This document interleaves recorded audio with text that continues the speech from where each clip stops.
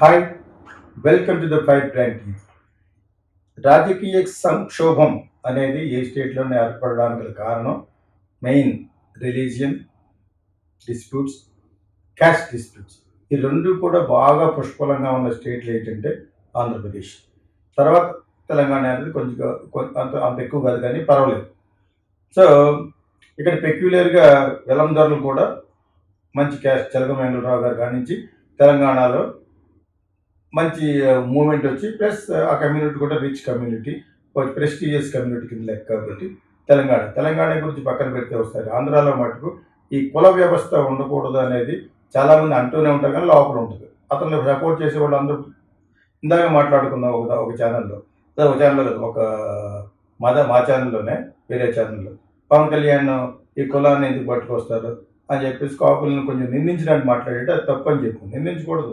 నా పక్కన ఆయన నిలబడితే కూర్చోబెట్టి మనోహర్ గారు సాగు కొడతా ఉంటారు. నన్ను కూర్చోబెట్టి నన్ను విమర్శించే కాపు నాయకులందరికీ మనోహర్ గారిని పెట్టుకుంటా, మీరు ఏం చేస్తారో చేసుకోండి. వాడి వల్లే గెలిచావు అని చెప్పేసి మరొకసారి మళ్ళీ చెప్తున్నట్లు అంతకు మించేం లేదు. అతను పనులు చేయటం విషయంలోనూ ఇవన్నిట్లో కూడా చాలా ముందు ఉండే వ్యక్తి ఎవరంటే ఈ రోజులో పవన్ కళ్యాణ్.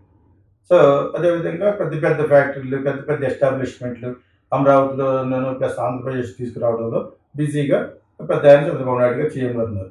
అండ్ ఆల్సో వాళ్ళ అబ్బాయి కూడా is a very dynamic leader అని అస్మాన్ చెప్తూ ఉంటాను. యాక్చువల్గా young and energetic and by all means is learning too much అని చెప్పి.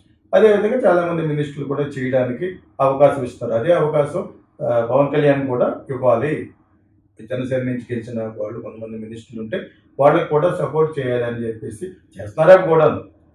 నేనుగా ఒకటి చెప్పాలి కాబట్టి చెప్తున్నాను అంతే.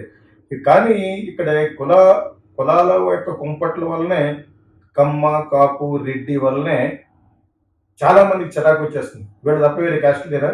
ఎస్టీలు ఉన్నారు, ఎస్సీలు ఉన్నారు, క్రిస్టియన్స్ ఉన్నారు. క్రిస్టియన్స్ని మధ్య ఏదో విధంగా సుప్రీంకోర్టు కొంచెం అడిచింది.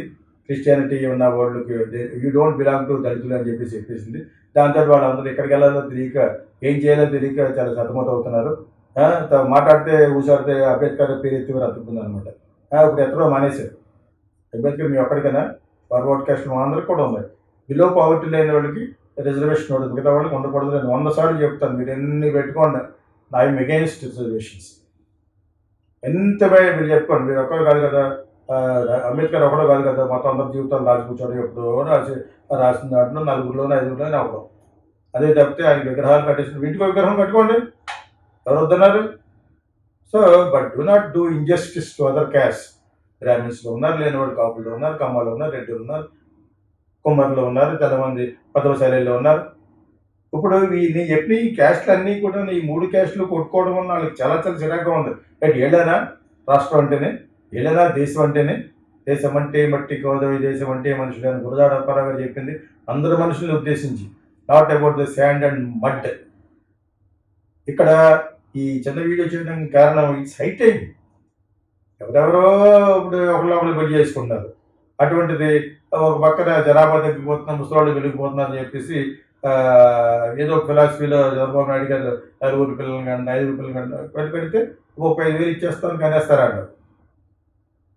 ఎంత రెస్పాన్సిబిలిటీ టు బ్రింగ్ అప్. ఈ రోజు ఒకరితో ఆపేస్తుంటేది, ఒకడు బై మిస్టేక్ పుట్టేస్తే ఇంకొకడు ఆల్మోస్ట్ 1 పెళ్ళే వద్దు అంటారు. పటాపంచర్ అయిపోతుంది. కాబట్టి ఇప్పుడున్న gen whatever it is. So ఇటువంటి పరిస్థితుల్లో 4గురిని కానీ 5గురిని కానీ అంటే that is you putting extra burden for the sake of 40,000 30,000 ఇస్తున్నామని చెప్పి జీవితం అంతా అక్కడ పెంచాలా. సో వాట్ ఎవర్ ఇట్స్ అది యాక్చువల్గా నాన్ సెన్స్. కానీ అది ఇట్స్ అప్ టు దేర్. కొనడం వరకు 2 గంట ఎక్కువ పిల్లలు పుడితే ప్లేగులు కట్టేసే రోజులు ఉన్నాయి సంజయ్ గాంధీ. అందుకని కాంగ్రెస్ పోయింది, సంజయ్ గాంధీ పోయాడు. ఫ్యామిలీ ప్లానింగ్లో ఏది పెట్టాడు, పెట్టకూడదు చోట వేలు పెడితే కుట్టనా అన్నట్టుగాను అప్పుడు ఫ్యామిలీ ప్లానింగ్ పెట్టేసి ప్రతి ఒక్కటే పెళ్లి కానివాడు కూడా పట్టుకొని దొరికినోడికి వెయిట్ చేసి నువ్వు ఇన్ని ఆపరేషన్ చేస్తే నీకు ఎంత గొప్ప పేరు అని ఎమ్మెల్యేకి చెప్పిన వాళ్ళ అందరిని ఎవరైనా ఆపరేషన్ చేసుకోవడరా అని చెప్పేసి చేయకపోతే బలవంతంగా కోసేసి బ్రేక్ కట్టేసేవారు. అని చేత ఏం చెప్తానంటే this happened during the time of Indira Gandhi. అతను ఒక మోడర్న్ ఫూల్ అనమాట సంజయ్ గాంధీ. అతను ఇడియాటిక్గా చేయడం వల్ల లైఫ్ పోయింది.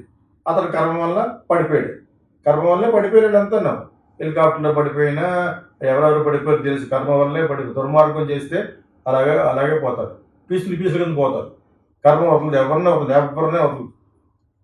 అర్థమైందా? సో నువ్వు ఇక్కడ వరకు చాలదు. ఆడెవడో డైరెక్టర్ పైకి వచ్చాడు, ఆడ పేరు ఎందుకు లేడు కానీ. సో ముందు వెనక చూడలేదు అన్నమాట. పాప భీతి ఏమి లేదు. రోజుగా మీద పడుకోవడం, రోజుకి ఇలా చేయడం. ఆడు అకాలంగా చచ్చిపోయాడు. మంచి సక్సెస్లో ఉన్నట్టు అయిపోయింది. నువ్వు ఇంకొక 30 సంవత్సరాలు బతికితే ఎంత అనుభవించాలో అంత ఇప్పుడే అనుభవించావు కాబట్టి క్లోజ్ అయిపోయింది దాని account. This is what happens here. ఇక్కడ కూడా కన్ను మిన్ను కాకుండా ఏదో వేషాలు వేసే సినిమా ఫీల్డ్ వాళ్ళు కూడా 10 సార్లు చెప్తున్నాను. కర్మ అనేది మొట్టమొదటిసారి నేనే అందరిలోనే ప్రబలంలో పట్టుకొచ్చాను. కర్మ ఈజ్ నాట్ బిచ్, కర్మ ఈజ్ గాడ్. నువ్వు వెళ్ళే టెంపుల్లో చూసేది కర్మ, నువ్వు వెళ్ళే చర్చిలో చూసేది కర్మ, నువ్వు వెళ్ళే మాస్క్లో చూసేది కర్మ, నువ్వు జైన్ టెంపుల్ అన్నిట్లోనూ వాళ్ళు పెట్టుకున్న విగ్రహ రూపంలో ఉన్న కర్మ, ఇంక్లూడింగ్ బౌద్ధ మతం. So of course that is against idols and whatever it is. విగ్రహారాధన అది కూడా అగేన్స్ట్. అటువంటి విఘ్నేశ్వరుని బుద్ధుడు విగ్రహమే కట్టేసి పూజించడం మొదలుపెట్టారు. దట్ ఈస్ ద మూర్ఖత్వపు level of human beings. So ఇలా ఫిలాసఫీ మాట్లాడడానికి ఒక వీడియో ఒకటి చేస్తున్నాం సరదాగా ఫన్నీగాను. దీని తర్వాత సో వాట్ ఎవర్ ఇట్, ఇప్పుడు మటుకు ఈ కుల గజ్జి ఉందని చెప్పు మరి ఎందుకు మాట్లాడతారు? మహాత్ముడు ఎలా తెలుస్తుంది? వైలెన్స్ అనే సినిమాకి ఎగనేస్ట్గా తీసాను గీచరాడు. ఆ వైలెన్స్ చూపించకుండా ఎగనేస్తాను అని చెప్తాను నేను. అప్పుడు ఒక రివ్యూ చెప్పాడు, మీరు వైలెన్స్ వద్దని చెప్తూ లాస్ట్లో చెప్పారు. చెప్పి మళ్ళీ వైలెన్స్ చూపించారు. అప్పుడు చూపించకుండా ఎలాగ అర్థమవుతుంది? డైలాగులో చెప్పాలా? అలా డైలాగులో చెప్పిన కాఫీ బార్ సినిమాకి, నా సినిమాకి లాస్ట్లో ఇంకా పవర్ఫుల్గా లేదని చెప్పేసి అది అంతగా ఎక్కువ ఆడకపోవడం, ఆర్థికంగా ఆడకపోవడం కాదు. మంచి థీమ్, మంచి ఫిలాసఫీ, మంచి ప్లాట్. శశాంక్ చిన్న హీరో కాబట్టి ఆడలేదు, నాట్ ఫర్ దట్. ఆ శశాంక్ కూడా లాస్ట్లో నలుగురు పట్టుకుని ఆ నలుగురు టెర్రరిస్టులని ఇంకొక ₹1 కోటి ఖర్చు పెట్టి ఉంటే ఎక్కడికో వెళ్ళిపోయారు. వాళ్ళకి అది కావాలి, ఎస్పెషల్లీ మన తెలుగు ఆడియన్స్. ఏం ఖర్చు పెట్టుకుంటే టక్కన పాటలు చేయించాడు టెర్రరిస్టులను పట్టుకోవడం అనేది అదే. సో ఇక్కడ ఫిల్మ్గానే తీయాలి. నేను మళ్ళీ ఎందుకు చెప్తానంటే చెప్పేటట్టుగానే చెప్పాలి ఏదైనా. నువ్వు ఎందుకు చెప్తున్నావు అంటే మరి వైలెన్స్గా చూపించుకొని ఎలా చెప్తాం? యా ఒక నిర్భయ మీద ఎగెనెస్ట్గా ఒక సినిమా తీస్తున్నాం అప్పుడు. నిర్భయ ఉన్నా కూడా ఏ భయం లేదు. పెట్టింది నిర్భయ, ఏ భయం. ఒక చట్టం పెడితే చట్టం జనాలకు అందేది కాదు. అందినా కూడా ఆ క్షణంలో కామం కమ్మేసి చేసేసి ఇది మళ్ళీ బయట చెప్పేస్తామని చెప్పేసి చంపేయడం. చిన్నపిల్లలు కాదు, పెద్ద పిల్లలు కాదు. ఇటువంటి పర్వర్షన్ ఎందుకు వస్తుంది? Because of the blue films. Photography వాళ్ళకి వస్తుంది. దాన్ని ఎవరైనా కంట్రోల్ చేయగలరా? $1 బిలియన్ బిజినెస్ని nobody can control. So whatever I'm trying to tell you, అది అడల్ట్స్కి మేబీ ఆ పోర్నోగ్రఫీ అనేది might be little useful once the age is grown. That is been watched mainly by women అట, especially ఇండియాలో. And at the same time ఇటువంటి rascals చూసి ఆ perversion kind of హ్యాబిట్కి వెళ్తారు. నేను ఎందుకు చెప్తానంటే ఈ కుల వ్యవస్థ అని, ఈ కుల గజ్జి ఉన్నంత సేపు స్టేట్ బాగుపడదు. నో. అలాగంటే మీరు అస్తమాన మహాత్ముడు ఏం చేస్తున్న ప్రాబ్లమ్ని ఇప్పుడు నిర్భయ చిన్నపిల్లలు రేప్ చేసి చంపేస్తారు. అస్తమాన మహాత్ముడు ఏం చేస్తారు? సినిమాయే చేస్తున్నాను. ఆర్టిస్టులు బట్టి 100 కోట్లు అవ్వచ్చు, 150 కోట్లు అవ్వచ్చు, 70 కోట్లు కూడా అవ్వచ్చు. ఆర్టిస్టులను బట్టి పెరుగుతూ ఉంటుంది. మిగతా వాళ్ళకి అబద్ధం ఆడవలసిన అవసరం నాకు అసలు లేదు. మేము ఒక 30% ప్రాఫిట్ వస్తే చాలా లెవెల్ సినిమా తీస్తున్నాం. 6 తలకాయల గురించి చెప్తున్నాను. జనజీవన శ్రవంతిలో 6 తలకాయల గురించి I wanted to make 6 heads. స్త్రీ శక్తి, స్త్రీగానే వెంజెన్స్ తీసుకుంటే ఎలా ఉంటుంది అనేది పవర్ఫుల్గా తీస్తున్నాం యాక్చువల్గా. ఎంతకాలం భరిస్తారు? అంచేత if they take that revolutionary decision of judgment, ఆ జడ్జిమెంట్ చేయబడి వాళ్ళ చేతిలో తీసుకుంటే ఎలా ఉంటుందని చూపిస్తాం. It is a dangerous thriller ఆ సినిమా. సో ఎందుకు చెప్తానంటే ఈ కులాలు ఇవన్నీ పోవాలంటే యాక్చువల్గా యోగి ఆదిత్యనాథ్ లాంటి రావాలి. అసలు ఈ ఇండియాలో సిస్టమ్ తుప్పు పట్టిపోయిన సిస్టమ్ మారాలి, మొత్తం వ్యవస్థ మారాలి. స్విస్ బ్యాంక్లో ఉన్న డబ్బులు బయటపడి రావాలి. నా మెయిన్ ఎజెండా చెప్తున్నాను. అండ్ ఆల్సో యోగి ఆదిత్యనాథ్ లాంటి అతన్ని కొన్ని మార్చి బుల్డోజర్ కల్చర్ పట్టి రావాలి. రౌడీజం ఎరాడికేట్ చేయాలి, సుపారీగాన్ని నరికి పాడేయాలి, అతను ఏరు పాడేయాలి. వీళ్ళన్నీ కూడా పోతేనే పైకి వస్తుంది. అసలు మన స్టేట్లో ఆంధ్రప్రదేశ్లో ఈ ముగ్గురు గురించి మాట్లాడుకోవడం తప్పితే వేరే పవన్ కళ్యాణ్ చంద్రబాబు నాయుడును జగన్ గురించే మాట్లాడుకుంటారు. ప్రజల గురించి మాట్లాడరా? ఎన్నో సమస్యలతో వాళ్ళు వేస్తే అవి గురించి మాట్లాడుకోండి. వీళ్ళ ముగ్గురు గురించి మాట్లాడుకోండి. ఎలక్షన్లు పెట్టారు, గెలిచారు, బాగా చేశారు, కూటమి పెట్టారు. వాళ్ళ ముగ్గురు గురించి మాట్లాడుకోవడం పెట్టేస్తాను. వాళ్ళు వాళ్ళ దగ్గరికి తీసుకెళ్తే మేము చేయనంటేనే వాళ్ళు కమ్ ఐ డూ ఇట్ అని చంద్రబాబు నాయుడు అంటున్నారు, పవన్ కళ్యాణ్ అంటున్నాడు. ఇతను ఏదో చెప్తూ ఉంటాడు, అపోజిషన్లో మాట్లాడగలరు కాబట్టి జగన్ ఏదో చెప్తూ ఉంటాడు. మీరు జగన్ పొజిషన్లో ఉన్నా మీరు అంతే ఉండడం వరకును ప్రజల యొక్క సమస్యలు మానేసి ఇప్పుడు అందరూ ఈ ముగ్గురు లీడర్స్ గురించి ఇక్కడ వచ్చి బీఆర్ఎస్, ఇక్కడ రేవంత్ రెడ్డి అతను చేసే పనుల గురించి ఆవిడ మాట్లాడలేదు. ఇంకా ఏదేదో చేయాలని చెప్పేసి మాట్లాడాలి కానీ ఈ యాక్చువల్గా అసలు ఈ ఇండియాలో ఈ సిస్టమ్ ఈ రస్టెడ్ తుప్పు పట్టిపోయిందనే దానికి తారకాణం ఇదే. ఎలక్ట్ చేస్తున్నారు లీడర్స్ని, వాళ్ళ గురించి ఎందుకు మాట్లాడతారు? ఈ సోషల్ మీడియా అంతా కూడా జరగవలసిన అన్యాయం ఎక్కడో జరుగుతున్నాయి. వాటిని అరికట్టండి అని ప్రతి ఛానల్కి చెప్తున్నాను. దయచేసి I'm requesting you take out all the problems. అదే అన్ని ప్రజలకు ఏం జరుగుతున్నాయో ఆ ప్రాబ్లమ్స్ గురించి చెప్పండి, వాళ్ళకి తెలిసేటట్టుగా. అప్పుడు వాళ్ళు చేయకపోతే చేయలేదని చెప్పాలి కానీ ఊరికనే పవన్ కళ్యాణ్ని, చంద్రబాబు నాయుడిని, లోకేష్ దిద్దించడం వల్ల ఏం ప్రయోజనం లేదు. అతను అంతకుముందు చాలామంది అరాచక చేసేట్టు కాబట్టి జగన్ రెడ్ బుక్ అని పెట్టాడు. ఇప్పుడు అది మర్చిపోయాడు. రెడ్ బుక్లో ఎంతమందిని ఏం చేయాలో అది పెట్టాడు, లోపల పాడేశాడు. ఇక్కడ ఓన్ మదర్ని తిడితే పడేడా? That's very very wrong. అది unpardonable mistake by YSRCP people. వాళ్ళకి ఒక క్వార్టర్ నేర్పాడు. ఓకే చెప్పాలి, చెప్పకపోతే టిట్ ఫర్ టాట్ చేయకపోతే ఎలాగర్థం అవుతుంది? అంటే అట్ ద సేమ్ టైం చాలామంది అన్యాయం చేయబడే వాళ్ళు ఉన్నారు. వాళ్ళ చేతే వాళ్ళకి మళ్ళీ న్యాయం చేయాలి. అక్కడ పార్టీలు చూడకూడదు. ఏంటి మన పార్టీ కదరా, మా ఊళ్ళో ఒకడు ఉన్నాడు, వాడు అలాగే చేస్తాడు అనమాట, ఇది మన పార్టీ కాదు అని చెప్పేసి ముసలోళ్ళకి పెన్షన్ కూడా ఇవ్వకుండా బాధపడుతూ నేను కలెక్టర్కి వెళ్ళి చెప్పి వచ్చాను. తప్పు కదా అది. తర్వాత రిలైజ్ అయ్యాడు, ఎవడో కదా సొంతోడే. But whatever it is, ఆడెవడో ఆడతాడు. మళ్ళీ మీరు ఎందుకు చెప్పట్లేదండి? ఎందుకు ఎన్నిసార్లు చెప్తాం అంటే అంతేనా మా కజిన్, ఒకసారి చెప్పారు ఒకసారి చెప్తాం అంతే. అంతేగాని సెపరేట్గా ఆడి మీద శత్రుత్వం ఎందుకుంటుంది నాకు? తప్పులు చేయొద్దు, ఎస్పెషలీ ముసలి వాళ్ళకి వాళ్ళకి చేయొద్దు అని చెప్పాను. మా కజిన్కే చెప్పాను యాక్చువల్గా, why are you doing this అని చెప్పేసి. సో ఇవి ఏం చెప్పాలో అర్థమవట్లేదు. ఇలా చేస్తారని తెలిసిన తర్వాత నాకు 11 విలేజ్ నుంచి మా ఊర్లో కూడా ఇలా జరుగుతున్నాయి. మాకు మీ ఛానల్ నుంచి ఫైర్ బ్యాండ్ నుంచి వచ్చి ఏదైనా సాల్వ్ చేయండి అంటే నేను గవర్నమెంట్నా చేయగలను. ఎక్కడి వరకు? పవన్ కళ్యాణ్ వరకు తీసుకెళ్తాను, చంద్రబాబు నాయుడు గారి వరకు తీసుకెళ్తాను. నేనేం చేయగలను? వాళ్ళు లీడర్స్, వాళ్ళు పొలిటీషియన్స్, వాళ్ళు రూలింగ్ పార్టీలో ఉన్న పొలిటికల్ మెకానిజం తెలిసిన మిషనరీలు ఉన్న వాళ్ళు ఇప్పుడు వాళ్ళు చేయాలి. కానీ నేను ఎక్కడేం చేయగలను? మా ఛానల్ వస్తుంది కానీ మీ మా పేర్లు బయట పెట్టద్దు అంటున్నారు. మా ఊళ్ళో అంతే. నువ్వు చెప్పిన వాళ్ళు వాళ్ళే వాళ్ళ పేర్లు బయట పెడుతుంటే ఫీల్ అయిపోతున్నారు. మరి ఎవరు చెప్తాడు? నేను దేవుణ్ణా? ఎప్పుడో వచ్చేసాం 40 years బ్యాక్ పెట్టరాసదని. ఇప్పుడు మా ఊర్లో ప్రాబ్లం చెప్తున్నారు. మేము ఎప్పుడైనా మా పొలాలు చూసుకుంటాక వెళ్తూ ఉంటాం అంతే. అనవసరంగా నాకు మా కజిన్కి పెట్టిన కారణం కూడా మా ఊరోళ్ళే. ఇలా జరుగుతున్నాయి, మీరేం మాట్లాడారు, మీకు ఛానల్స్ ఉన్నాయి అన్నారు కాబట్టి మాట్లాడాను నేను.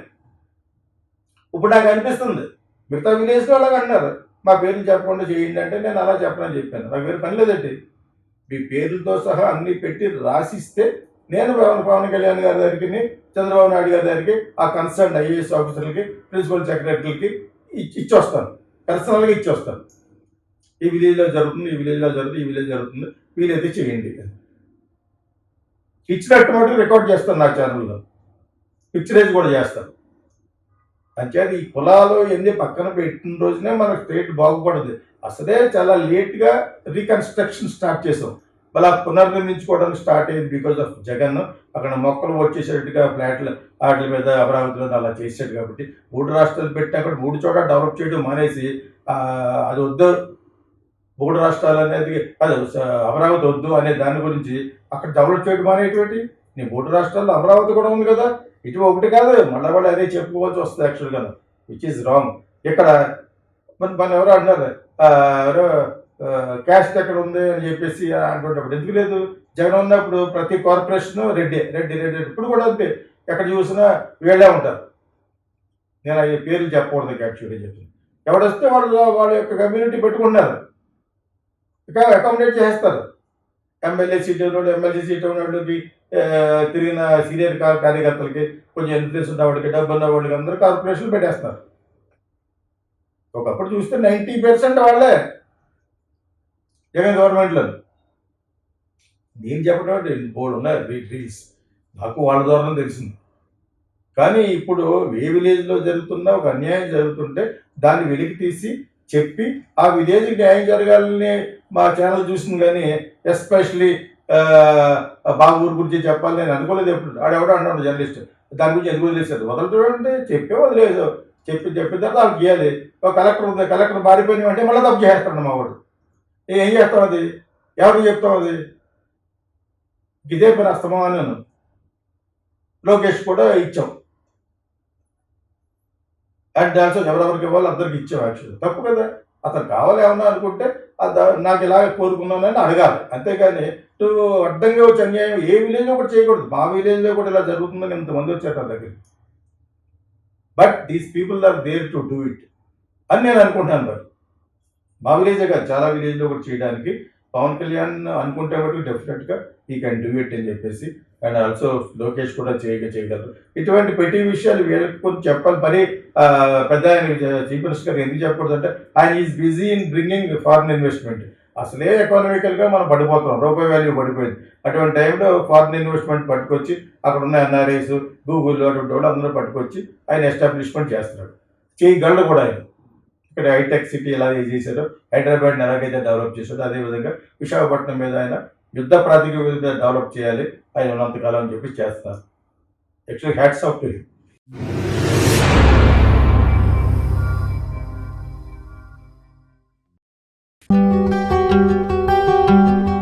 Welcome to the Geeta Krishna Silver Screen Film Workshop. I want you to become good screenwriters and directors.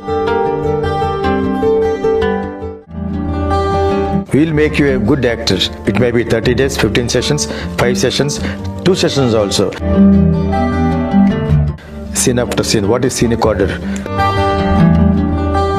We'll make you a good actor. Come to us and learn screenwriting, Silver Screen Film Workshop. Welcome.